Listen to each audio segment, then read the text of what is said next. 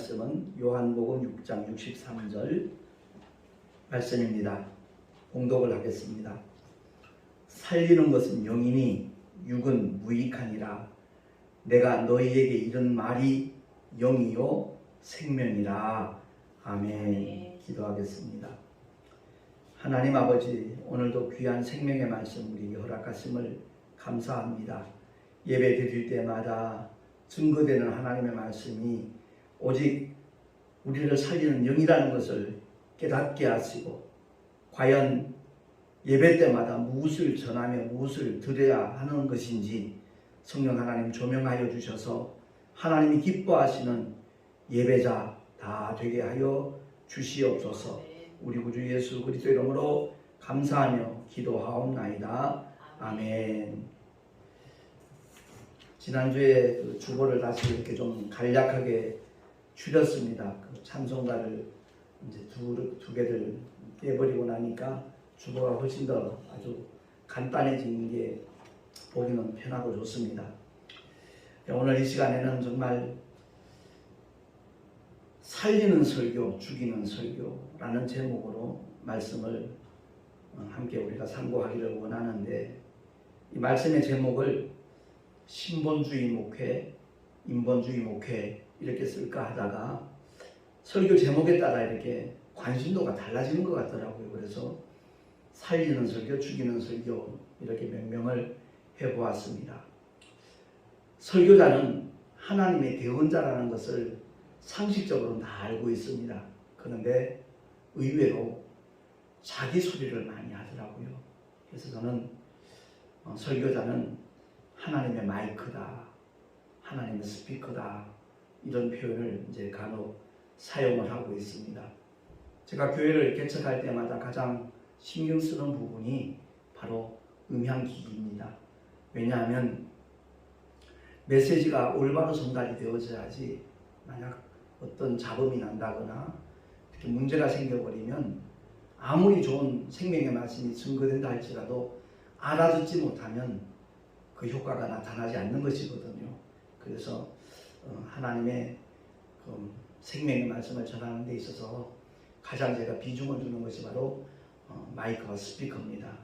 물론 개척교회 형편 때문에 아주 값비싼 건 준비하지 못한다 할지라도 어떤 목사님들이 와도 메시지가 잘 들린다고, 음향기가 참 좋다고, 때로는 얼마 주고 산 거냐고 묻는 분들도 있어요. 근데 생각보다 싸니까 어디서 샀냐고 좀 얘기해달라는 분들도 간혹 있더라고요. 근데 오늘 우리가 이 시간 꼭 기억해야 될 것은, 설교가 막힘이 없이 유창하면 설교 참 잘한다 이렇게 사람들이 생각을 합니다. 그러나 더 중요한 것이 있습니다. 신본주의 목회, 인본주의 목회, 과연 어디에 속한 메시지인가? 그게 가장 중요한 겁니다. 다시 말해서 설교는 잘한다 못한다가 아니라 올바로 하느냐 잘못하느냐의 차원입니다. 정말 주님 중심의 생명의 말씀을 전하는 것과 사람의 생각이 가미가 되어서 어떤 목회자의 의도를 따라 설교를 하게 되면 그 결과는 전혀 다른 결과를 초래하기 때문에 그렇습니다. 잠언서 16장 25절 말씀에 이와 같이 기록되어 있습니다. 합독하겠습니다. 어떤 길은 사람의 보기에 바르나 필경은 사망의 길이니라. 아멘. 세상에 많은 종교가 있습니다. 참 그럴듯해 보입니다. 자선도 하고 참선도 하고 사람들 보기엔 그럴싸해 보이는데, 알고 보면 거기서는 가장 근원적인 죄의 문제를 해결해 주지 못합니다. 그리고 죄의 결과인 영원한 하나님의 진노를 피할 수 있는 방법도 전혀 제시해 주지를 못합니다. 이제 곧 수능이 치러지게 될 텐데, 아들, 딸 자기가 원하는 대학에 합격할 수 있기를 그냥 소원을 빌지요. 그것은 어디까지나 인간적인 생각에서 비롯된 것이지 하나님의 영광과는 사실은 무관합니다. 공부를 잘해야만 하나님께서 영광 받으시던가요? 결코 그건 아닙니다. 정말 하나님께서 영광 받으시는 것은 하나님의 말씀대로 믿고 순종하는 자들, 그들을 통해서 하나님께서 영광을 나타내시고 동시에 하나님께서 영광을 취하시는 겁니다. 모든 종교가 그럴듯해 보이지만 죄와 둘째 사망의 문제를 해결해 주지 못하기 때문에 상당히 심각한 일입니다. 여기서 죄와 사망이란 말은 둘째 사망을 가리키는 겁니다. 인간은 누구나 다 죽습니다. 그래서 한 번 죽는 것은 사람에게 정하신 것이요, 그 후에는 심판이 있으리니 그랬거든요. 이 심판을 모면할 수 있도록 하기 위해서 오신 분이 하나님의 독생자 예수 그리스도십니다. 그가 십자가에 달려 피 흘려 죽으심은 피 흘림이 없이는 죄사함이 없기 때문에 주님이 인류의 모든 죄를 양없게 짊어지시고 세상 죄를 지고 하는 하나님의 어린 양으로서 죽기까지 복종하심으로 말미암아 인류의 구원의 길이 마련되고 완성되었다는 것을 우리 모두가 깨달을 수 있기를 예수의 이름으로 축원합니다. 사실 세상 종교와 기독교는 전혀 다르다는 것을 제가 특강도 해놨지만 모든 교회는 다 똑같아야 그게 정상인 겁니다. 근데 실상은 어떻습니까? 교회마다 다 똑같다라고 말할 수 없는 게 현실입니다.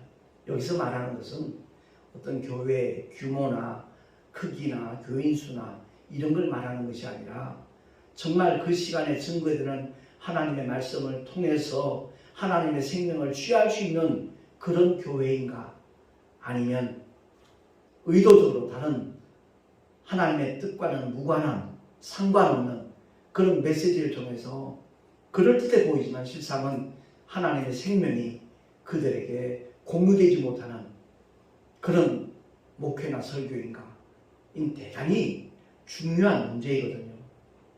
사실 한국 교회가 한때는 굉장히 참 세상으로부터 칭송도 받고 그랬잖아요.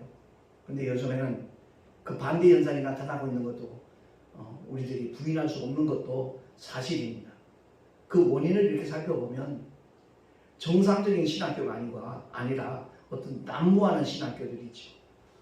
제가 한번 놀랐던 것은 3년 전, 4년 전에 분명히 그분이 집사님이었는데 3, 4년 지나고 난 다음에 만나서 인사를 했더니 목사라는 거예요. 소위 말하는 속성과를 통해서 목사를 받았더라고요. 이런 문제들이 한국교회의 위상을 실추시키는 원인 중에 하나가 아니겠는가 하는 것을 생각하게 됩니다. 솔직히 정식 코스를 밟으면 딱 10년 걸리거든요. 신학교 4년, 대학원 과정 3년, 그리고 3년 동안 개척을 하든지 아니면 부교육자로 3년 동안 이렇게 시무를 했을 때, 협동 목회를 했을 때 목사부실을 볼 수 있는 자격이 주어지고 그 목사부실 패스했을 때 정말 정식적으로 이렇게 목사 안수를 받을 수 있는 것인데, 이런 잘못된 그야말로 속성과를 통해서 목회자가 양산되니까 그들의 하나의 잘못이 이렇게 드러나게 되면 모든 목회자가 다 그런 것처럼 오해를 받게 되고 어떤 영적인 권위까지도 실추되는 안타까운 현실들이 이렇게 생겨나고 있더라고요. 게다가 제가 안타깝게 생각하는 것은 목회할 생각도 없으면서 왜 신학을 했는지, 왜 강도사가 되고 왜 목회자가 되었는지, 그런 부분들은 정말 우리 한번 심각하게 생각해 볼 문제라고 저는 개인적으로 느끼고 있습니다. 강도사가 되고 목사가 됐는데 목회를 하지 않는다, 하나님의 일에 동참하지 않는다, 그건 정확하게 표현하는 직무유기입니다. 직무유기고요. 하나님 앞에 섰을 때 어떻게 변명할지 모르겠지만 그 변명은 결코 통하지 않을 것입니다. 잘하든 못하든 그야말로 자기 집에서라도, 가정에서라도, 가족들끼리라도 정말 하나님께서 주신 은혜를 교인들 없다고 할지라도 바로 가족이 교인 아니에요. 하나님의 가족들이잖아요. 그들에게 정말 말씀을 증거하면서 함께 은혜를 나누면서 예배로서 하나님께 영광 돌리는 그런 모습이라면 어느 누구도 뭐라 말할 수 없을 겁니다. 그래서 우리 모두가 다 한번 예배를 드릴 때마다 증거되는 말씀에 대하여 깊이 한번 생각을 해보고 정말 나는 하나님의 말씀을 그 은혜를 받을 자세를 제대로 취하면서 예배에 참여하고 있는가, 이것들도 성도들이 깊이 생각해 보아야 될 그런 문제라고 저는 그렇게 생각이 됩니다. 갈라디아서 1장 10절에 보면 사도 바울이 갈라디아 교인들이 이와 같이 말합니다. 주보에 나와 있으니까 한번 합독하겠습니다. 시작. 이제 내가 사람들에게 좋게 하랴 하나님께 좋게 하랴. 내가 지금까지 사람의 기쁨을 구하는 것이었다면 그리스도의 종이 아니니라. 아멘. 그렇습니다. 오직 하나님의 스피커로, 하나님의 마이크로 하나님의 말씀을 대언해야 되는 것인데, 사람들로부터 환심을 얻기 위해서 어떤 인기를 얻고자 만약 어떤 설교를 준비한다고 그러면 그 사람은 이미 하나님의 종이 아니라 사람의 종이라는 것을 스스로 선택하는 것이라는 것 깨달아야 될 것입니다. 설교는 오직 한 가지 목표잖아요. 예수 그리스도 누구신가를 알게 하고 그분을 구주로 영접해서 그분만을 믿고 그분의 말씀에 순종하며 또한 오직 그 하나님만을 의지할 수 있도록 하는 것이 설교의 목적입니다. 그러니까 디모데후서를 통해서 우리에게 강조하고 있는 메시지 중에 하나가 바로 모든 성경은 하나님의 감동으로 되었다라고 성경은 우리에게 알려주고 있지 않습니까? 그렇습니다. 오직 그 하나님의 말씀만이 교훈과 책망과 바르게 함과 때로는 의로 교육하기에 유익하다라고 사도 바울은 디모데에게 다시 한번 강조하고 있거든요. 왜냐하면 그리스도 안에 있는 믿음으로 말미암아 구원에 이르는 지혜가 있게 하기 때문에 모든 설교는 예수 그리스도를 증거하는 겁니다. 그가 이 땅에 오셔서 어떻게 행하셨는지, 어떻게 말씀하시고 가르치셨는지, 그분이 우리에게 분부하신 일이 과연 무엇인지. 그래서 마태복음 28장 19절은 지상명령이라는 건 너무나 잘 알고 있잖아요. 그래서 주보에 제가 꼭 간략하게만 썼습니다. 합독합니다. 시작. 너희는 가서 모든 족속으로 제자를 삼아 내가 너희에게 분부한 모든 것을 가르쳐 지키게 하라. 아멘. 지상명령인 줄 아는데 무엇을 해야 되는지 모르고 있다는 건 참 우스운 꼴이 아니겠냐고요. 주님이 우리에게 분부한 모든 것을 가르쳐 지키게 하는 것, 모든 족속 제자 삼는 것. 그런데 내가 먼저 제자가 되지 않은 상태에서 제자를 삼는다는 것도 잘못된 것이잖아요. 그래서 주님이 요한복음 8장 31절에 말씀하시기를 너희가 내 말에 거하면 내 제자가 되고 라고 일러주셨습니다. 주님의 말씀에 거한다는 말은 살 것자거든요. 주님의 말씀과 늘 동행하면서 그 주님의 말씀에 다스림을 받을 수 있는 것. 주의 말씀은 내 발에 빛이요 내 발에 등이요 내 길이 빛이라고 성경이 말씀하는 그대로 하나님의 말씀을 따라가는 것, 그게 올바른 신앙생활을 하는 거라는 것을 우리가 기억을 하고, 사도 바울이 복음으로 낳은 자기 아들 디모데에게 다시 한번 강력하게 명령하는 말씀이 디모데후서 3장 14절에 나와 있거든요. 합독합니다. 시작. 그러나 너는 배우고 확신한 일에 거하라. 아멘. 제가 한국기독교 영풍회에서 한 13년 활동이 있는데 3년 연속 이제 상임 총무를 맡은 적이 있었습니다. 그때 이제 부흥사가 되겠다라고 연수원에 찾아온 목사님들이 굉장히 많았었어요. 그때가 가장 활성화됐던 시기였던 것 같아요. 근데 이렇게 돌아가면서 이제 설교를 직접 한번 하는 그런 시간들이 있거든요. 그 어떤 분들은 막 고함을 지르면서 얼굴이 헐겁게 상기될 만큼 설교를 합니다. 부흥사는 다 그렇게 해야 된다라고 생각을 해서 그랬는지 모르지만 설교를 마치고 난 다음에는 자기가 뭘 전했는지조차 모르더라고요. 그건 정말 잘못된 모습이거든요. 내가 알지도 못하는 것을 떠들어대면 그건 울리는 꽹과리와 조금 더 다를 바가 없다는 것을 우리는 알아야 됩니다. 제가 교계 신문에 보면 그 설교의 목숨 걸라라는 그런 타이틀로 이렇게 세미나 하는 것도 간혹 접하게 되거든요. 저는 개인적으로 다른 관점이 있습니다.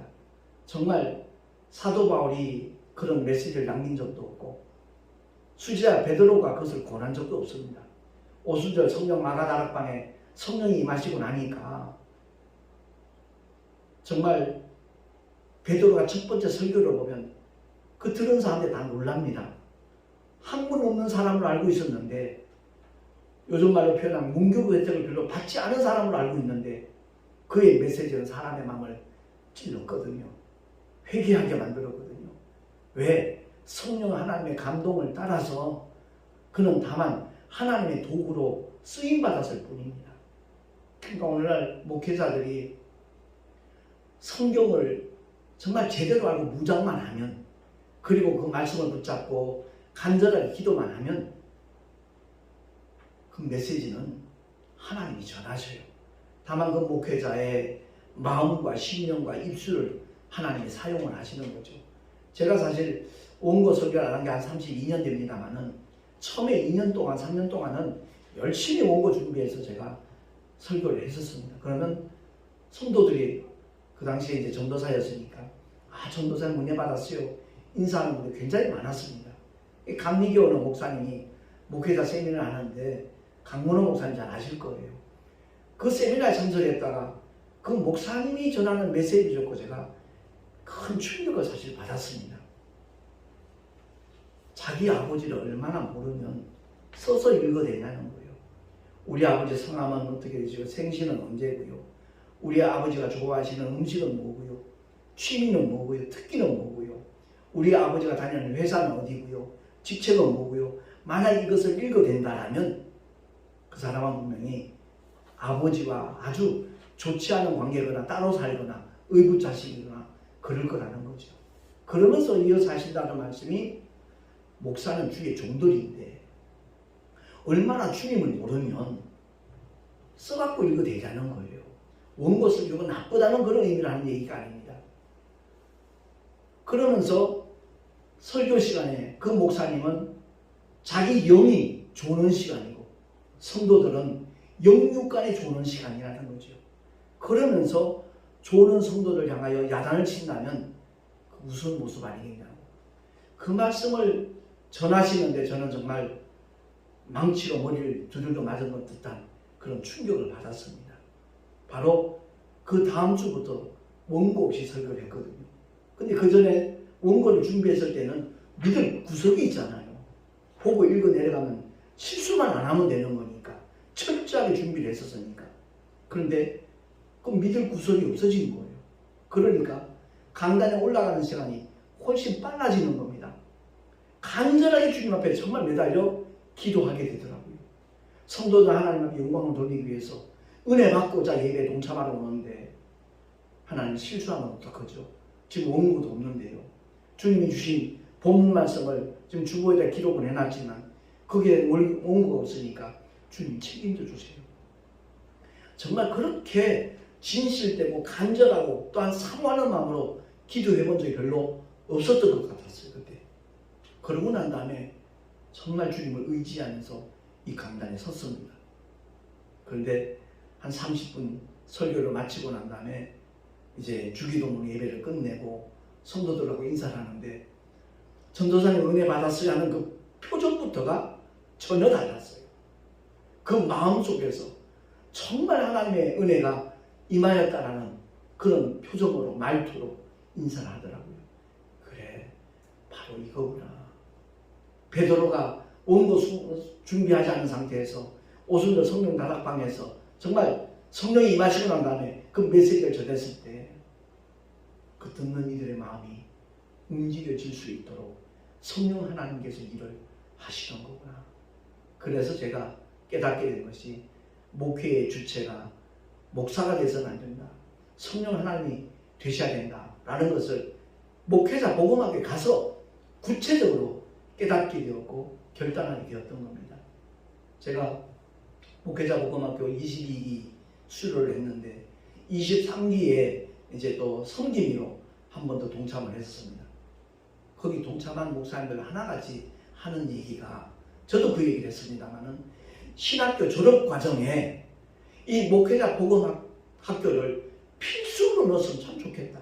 그럼 우리처럼 시행착오하지 아니하고 정말 하나님의 뜻대로 하나님이 기뻐하시는 방향으로 오직 성령 하나님을 의지하면서 무엇보다도 정말 성경을 바로 알아야 되겠다, 하나님의 말씀으로 무장해야 되겠다라는 각오만, 결단만 하게 된다면 하나님께서 그들을 통해서 더 강하게, 더 아름답게, 더 구체적으로, 지속적으로 일을 하실 것이 아니겠는가, 그런 얘기를 많이 주고받았습니다.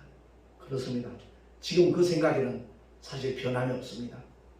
모든 주의 종들이 하나님 앞에서 단독자로 서서 옛사람은 십자가에 못 박아 버리고 이제는 더 이상 병든 자아, 내가 아닌, 옛사람이 아닌 성령 하나님을 의지하여 하나님의 말씀을 마이크로서, 스피커로서 이렇게 쓰임을 받는다면 한국교회의 위상은 분명히 달라질 것이다.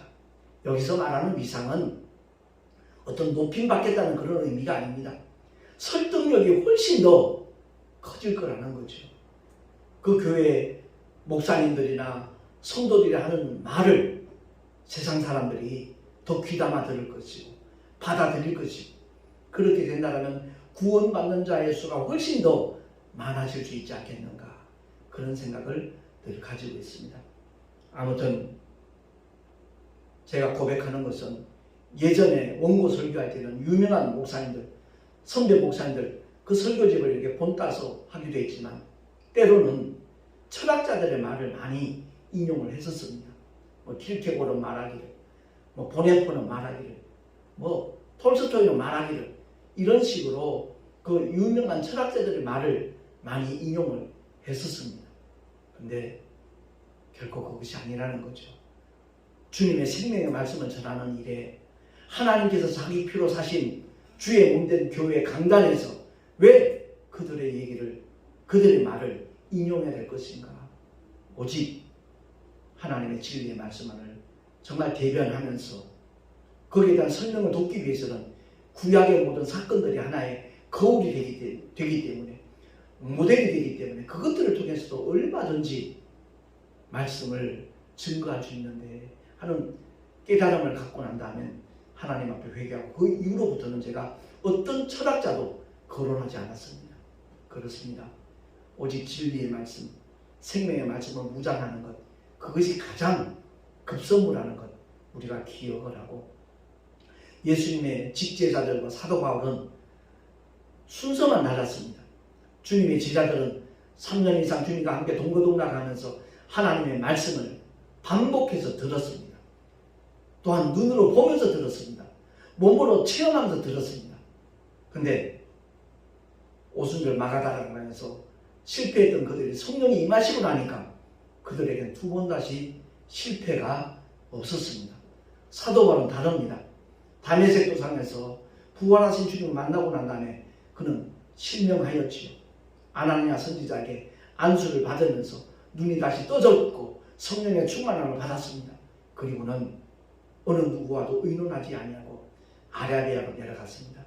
그리고 그 3년 동안 하나님의 말씀으로 정말 재무장을 하고 난 다음에 비로소 하나님의 귀한 종으로 쓰임받았다는 것을 사도행전을 통해서 우리에게 보여주고 있지 않습니까?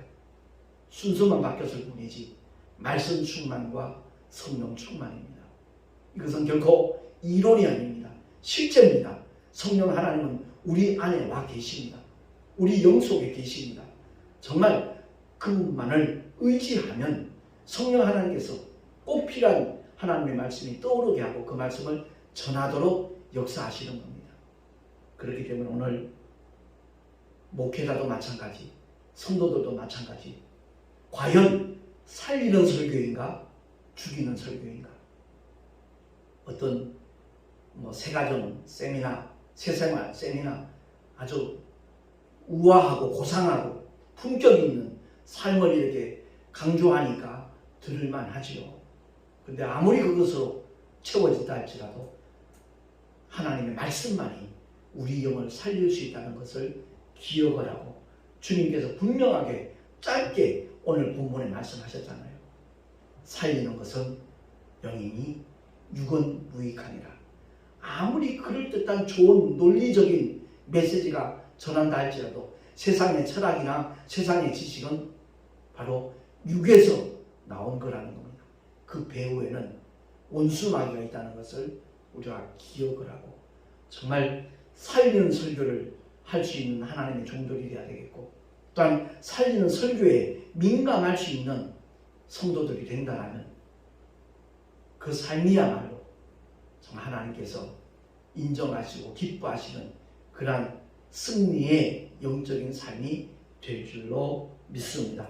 우리 모두가 다 하나님의 말씀으로 무장을 하고 성령 안에서 무시로 기도하는 하나님의 사람들이 되어서 정말 주 앞에 영광 돌리기에 부족함이 없는 주님의 일꾼들 우리 모두 다 될 수 있기를 다시 한번 예수 그리스도 이름으로 축원을 드립니다. 기도하겠습니다. 하나님 아버지 은혜를 감사합니다. 오늘도 우리에게 귀한 생명의 말씀 허락하여 주셨사온데 그동안 수많은 예배를 드리고 수많은 설교를 하고 수많은 설교를 들었지만 과연 그 설교가 살리는 설교인지 죽이는 설교인지 거기에 대해서는 둔감했음을 주님 앞에 고백합니다. 앞으로는 정말 하나님의 생명의 말씀에 집중하는 우리 모두가 되게 하여 주시옵시고 성령께서 감동 감아 주시는 대로 순종하며 나가는 하나님의 자녀들, 하나님의 사람들 다 되게 하여 주시옵소서. 우리 구주 예수 그리스도 이름으로 감사하며 간절히 기도하옵나이다. 아멘. 교회 소식 주보를 참고하시기 바라고요. 내일 모레는 우리 교단의 제106회 정기총회가 은행나무 연수원에서 있습니다.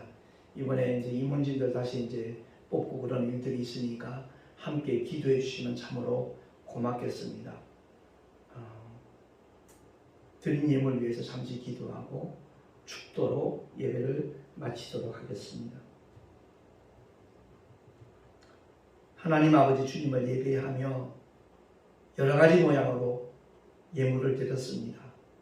헌금한 손길들마다 주님 일일이 기억하여 주시고 참으로 하늘의 상급으로 아름답게 쌓이는 그러한 예물들이 되게 하여 주시옵소서.